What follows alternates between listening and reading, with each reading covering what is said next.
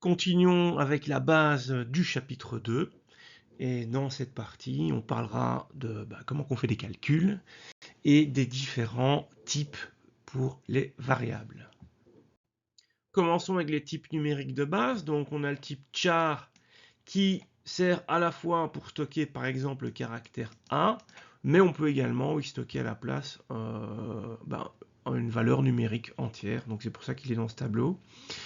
Dans ce tableau, vous avez ici le nombre de bits qu'occupe un type en mémoire, donc 8 bits, donc un octet, ce qui a un impact à la fois l'espace que ça prend, mais également les valeurs qu'on peut stocker. Donc dans le cas d'une version signée, donc on peut avoir à la fois des négatifs ou des positifs. S'il n'y a qu'un seul octet, la valeur la plus petite c'est moins 128 et la valeur la plus grande c'est plus 127. La version unsigned, donc pour avoir une version non signée, il suffit de taper, quand on décrit sa variable, unsigned espace char x, et là vous avez une version non signée. Et là, il n'y a pas de négatif, donc on peut aller plus haut dans les valeurs positives. Et depuis C++11 et plus récent, vous pouvez, à la place de char, écrire int8t ou bien uint8t pour sa version non signée. Donc je rappelle que par défaut, les types y sont signés. Voilà, alors on avance dans les types. Le suivant, il y a le short int, qui lui, il est sur 2 octets. Du coup, ça change les plages de valeur. On a ensuite le int. Alors là, dans des vieux cours, c'est indiqué que le int est sur 2 octets. Bon, là, en 2024, c'est complètement faux. À l'heure actuelle, les processeurs, ils sont tous au minimum 32 bits, et les OS aussi. Et donc, dans ce cas-là, je parle des processeurs PC, hein, je ne parle pas pour l'électronique embarquée. Et donc, dans ce cas-là, on est sur 4 octets, et ça va de moins 2 milliards à plus 2 milliards, ou bien en version non signée, de 0 à 4 milliards, et des raouettes. Et donc, vous avez ici la version int32 qui, lui, indépendamment de l'OS et du CPU, force le système à utiliser 4 octets. C'est pour ça qu'il est préférable finalement d'utiliser la notation C++11 parce qu'elle est moins dépendante de la machine sur laquelle vous tournez. Alors, si 4 octets ça suffit pas, il y a le long int. Là, c'est le carnage. Là, en fonction du système, c'est 4 ou 8 octets. Donc celui-là, on va l'oublier. Pour pallier à ça, ils avaient créé le long int, qui lui est sur d'office 8 octets. Ce qui permet d'augmenter drastiquement les plages de valeur. Et lui, son écriture en C++ moderne, c'est int64t. Donc ça, c'est pour les versions, les nombres entiers. Maintenant, dans la vraie vie, il n'y a pas beaucoup de nombres entiers. Si je compte le nombre de pommes que j'ai en main, j'ai 4 pommes. Par contre, si je mesure ma taille, il y aura une virgule, ou si je pèse quelque chose, il y aura une virgule. Donc, il y a les nombres réels, et pour les nombres réels, il y a le format float,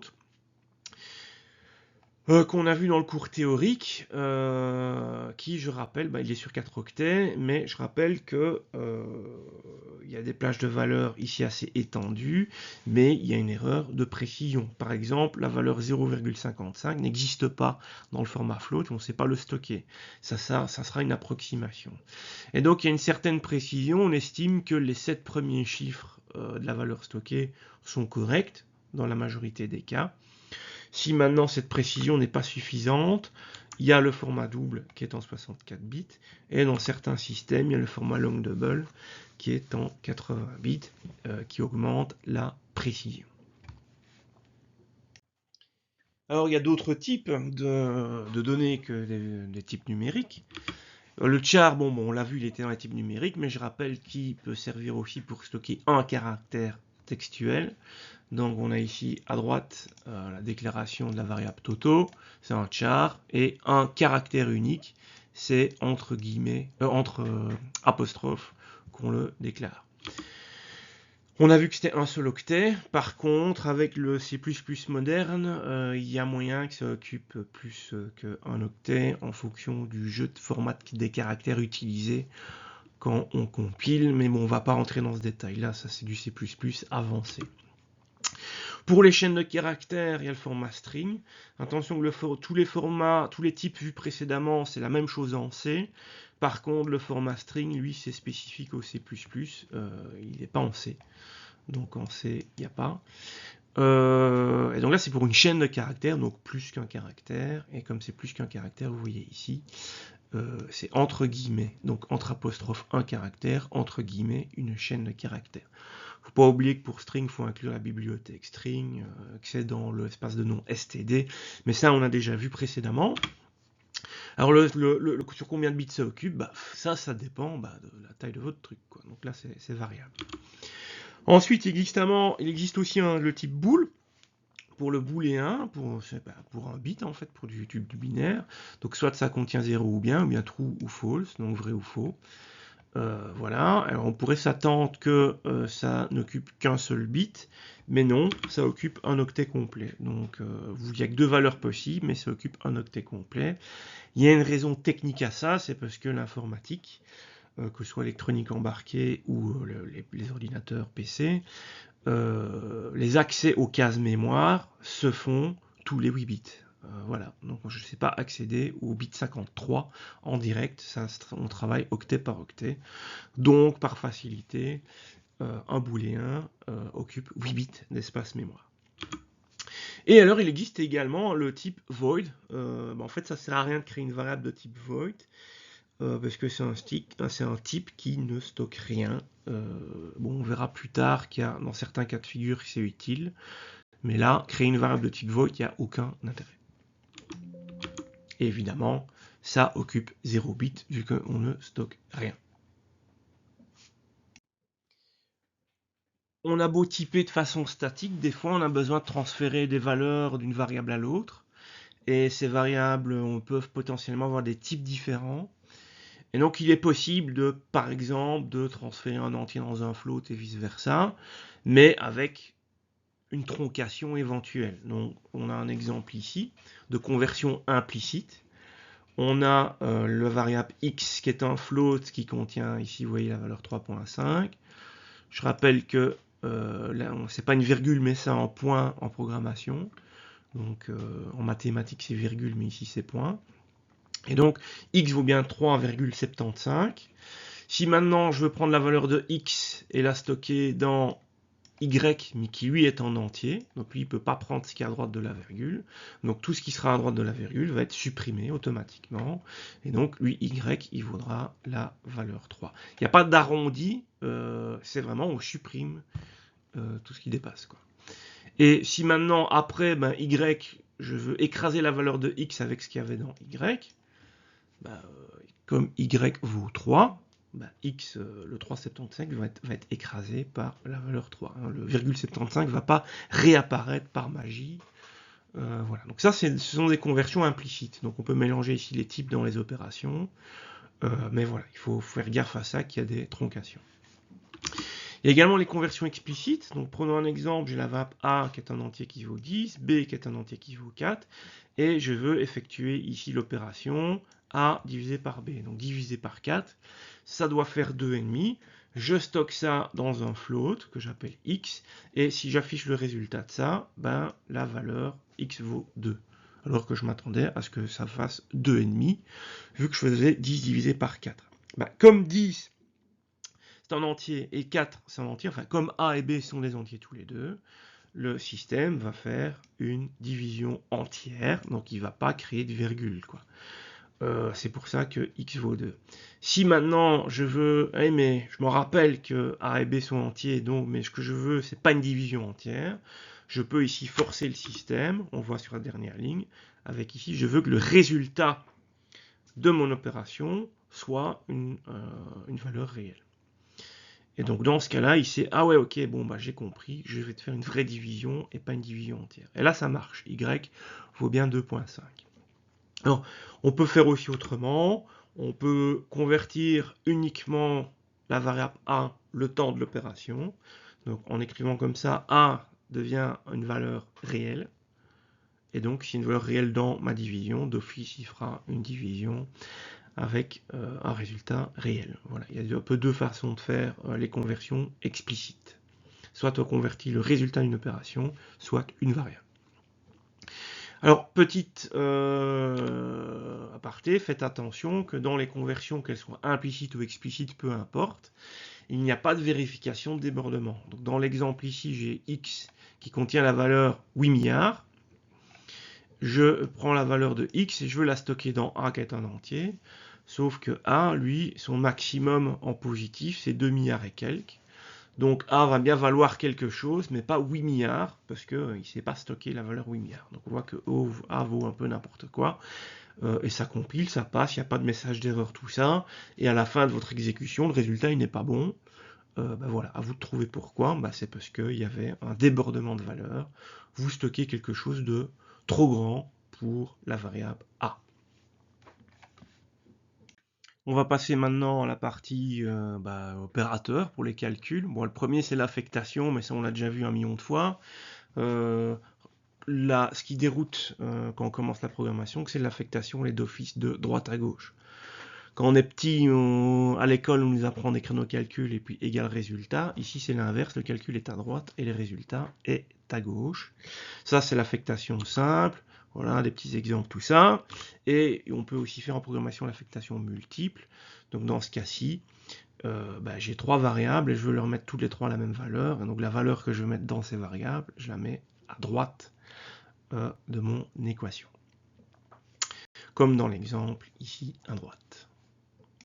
Passons maintenant aux opérateurs arithmétiques de base. Donc l'addition, je ne vais pas raconter grand chose de plus. Soustraction pareil, multiplication pareil. Division, on peut peut-être s'attarder un tout petit peu dessus. Donc ici vous avez la division, la première ligne, là c'est simple. Ensuite, vous voyez que si je divise 10 par 4, il ne va pas stocker 2,5 mais il va stocker 2. C'est une division entière vu que tous les deux ils sont entiers. Ensuite, je me dis, ah ouais, mais c'est une division entière car 10 et 4 sont entiers. Je l'ai converti ici, vous voyez, en float. Donc, il va me faire une division réelle. Alors, oui, effectivement, la division sera réelle, mais comme C est un entier, il stockera un résultat entier. Donc, ça vaut toujours 2. Si maintenant C avait été un float comme ici, alors oui, j'ai bien 2,5 du 10 divisé par 4. Donc, ça, c'est les 4 opérateurs de base, mais il y en a un cinquième qui est le modulo, donc le reste de la division. Donc si je fais 13 modulo 5, ça me donne 3. Pourquoi 5 va 2 fois dans 13, 2 fois 5 ça fait 10. Voilà. Et donc 13 moins 2 fois 5, je vais faire fois 13 moins 2 fois 5, donc 13 moins 10, ça fait 3. Voilà, c'est le reste de la division. Là, comme ça, la première fois qu'on voit ça, on se dit, ça sert à rien, balèque. Sachez que dans la pratique, c'est peut-être un des opérateurs arithmétiques les plus utilisés en programmation. Alors, ça paraît bizarre, mais vous verrez, vous allez souvent l'utiliser. Il existe aussi les opérateurs binaires. Bon, ça c'est moins fréquemment utilisé, donc je ne vais pas m'attarder trop dessus. Vous avez ici le tableau avec les différents opérateurs. Et donc si je fais 15 ou 19, ça donne 31. Grosso modo, il faut convertir en fait tout ça en binaire, voir les petits 0 et les 1, les aligner, faire un ou logique et ça vous donne 31. Voilà, pareil avec le et, pareil avec le XOR, donc c'est vraiment les opérateurs logiques de base, l'inversion des bits. Il y a même également le décalage de bits. Donc je écris en binaire 15. Si je fais un décalage vers la gauche, ça va déplacer tous les bits de 15 de 2 crans vers la gauche, ce qui équivaut en fait à faire à multiplier. C'est comme si on faisait une opération mathématique 2 fois 2 exposant 2. Où le petit 2, l'exposant, c'est la valeur qu'il y a là. Donc si je fais 15 décalé à gauche de 3 bits, c'est comme si je multipliais par 2 exposant 3, donc multiplié par 8. Et on a aussi le décalage dans l'autre sens. Voilà. Dernier calque pour cette vidéo. Donc ici c'est juste quelques astuces, des trucs de fad quoi. Donc l'affectation composée, donc si vous devez écrire comme ici x égale x plus y, donc rajouter en fait y à la valeur actuelle qu'il y a dans x, on peut écrire ça de façon plus simple, en format composé, comme vous voyez ici à droite. Voilà, plus égale y, il s'ajoute y à la valeur qu'il a déjà. Ça marche avec le moins, le fois, le divisé, tout ça. Donc ça, c'est l'affectation composée. Et il y a aussi tout ce qui est post-incrémentation et post-décrémentation. Donc au lieu d'écrire i égale i plus 1, donc de juste rajouter 1 à la valeur de i, on peut écrire i++, ou bien i moins moins si on veut retirer 1. Ça s'appelle de la post-incrémentation ou post-décrémentation dans le cas du -1. Il existe la pré-incrémentation et la pré-décrémentation. C'est quasi la même syntaxe, sauf qu'au lieu d'écrire i++, on écrit ++i. Ça fait la même chose là, vu comme ça. Par contre, il y a quand même une différence entre les deux. La différence, là voilà, dans le cas de la post-incrémentation, donc ici j'ai x qui vaut 1, et j'ai y, et y va valoir, voilà, je vais initialiser y avec l'écriture de x++. Après cette ligne, y vaut 1. Alors pourquoi y vaut 1 et pas 2? Parce que c'est de la post-incrémentation. Post, c'est après. C'est pour ça que les plus sont à droite. Quand j'écris y égale x++, on prend la valeur de x, on la met directement dans y, en 1, et puis en 2, on fait le plus+. C'est pour ça que y vaut 1. Avec la pré-incrémentation, comme dans l'exemple du bas, on fait d'abord l'incrémentation de x, et puis en 2, on va mettre le résultat dans y. Voilà, alors dans la pratique, il est souvent préférable d'utiliser la pré-incrémentation et décrémentation, car c'est plus souvent ce qu'on veut faire. Voilà. Mais bon, ça vous faites comme vous voulez, mais sachez que normalement, en règle de bonne pratique, c'est mieux d'utiliser celle-là. Et ceci clôture la vidéo.